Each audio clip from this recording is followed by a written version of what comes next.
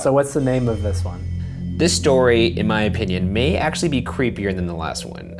On the evening of March 31st, 1922, 6 residents of the Hinterkaifeck farm in Bavaria, Germany were murdered with a pickaxe. Husband and wife Andreas and Kazila Gruber, their widowed daughter Victoria, and Victoria's 2 children, Kazila and Josef, as well as the Gruber family maid, Maria Baumgartner. I couldn't find like a super credible news source that covered this, but there are so many accounts of it online, it obviously happened. So this is just fucking fan fiction someone No, just this wrote. isn't. Like, there's pictures, and then there's like records of it in Germany. You work at BuzzFeed, you don't know that you can't doctor pictures?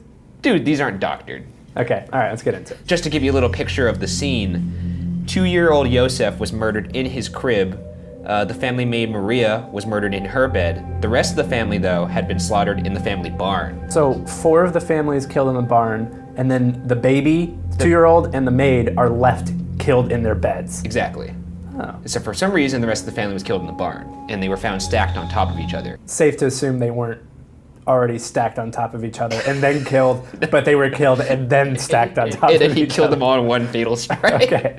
Yeah, no, it didn't happen that way. This is where shit starts to get fucking creepy. Okay. Whoever did this, and this is honestly just disgusting, actually stayed in the house for several days after he murdered the entire family. And we know that he did this because in the week that followed the murders, cattle were still being fed, meals were being eaten in the kitchen, neighbors reported seeing smoke rising from the chimney, and then the family dog was tied up outside the barn when the postman came on Saturday. The bodies were discovered, by the way, the next day on Sunday. So that's why he moved them to the barn, so he could continue living in the house. I just feel like you murder an entire family, you want to get away from there. This guy felt the need to make himself a sandwich. Anyways, another creepy detail of this is that Maria, the family maid who was murdered in her bed, she had just been hired that day.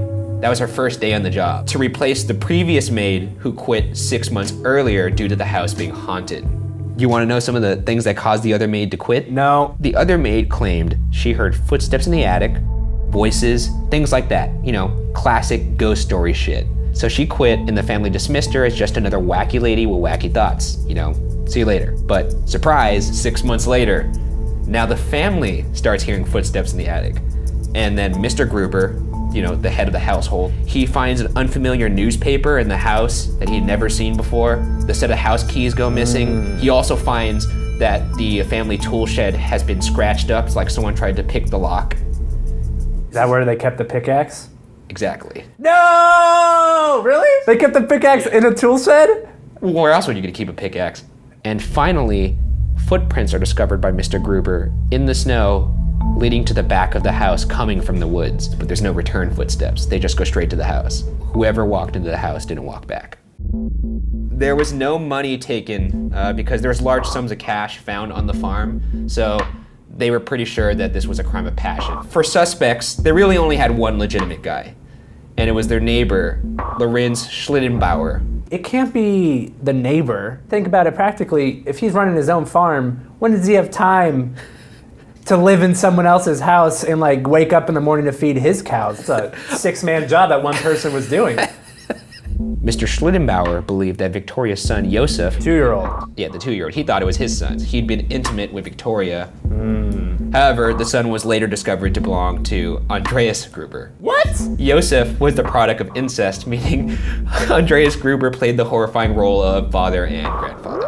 Also, another little factoid to round off this week of serious bad luck for this family.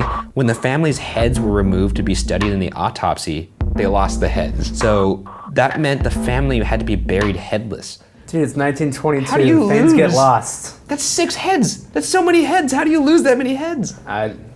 Government, man. What happened to the house after? Did anyone move in? They demolished it a year after the crime had happened, just so there's not this terrible monument of murder in their neighborhood, and they put actually just a monument now, like a literal monument. That's nice. To commemorate the family. I'm just trying to find out who did it.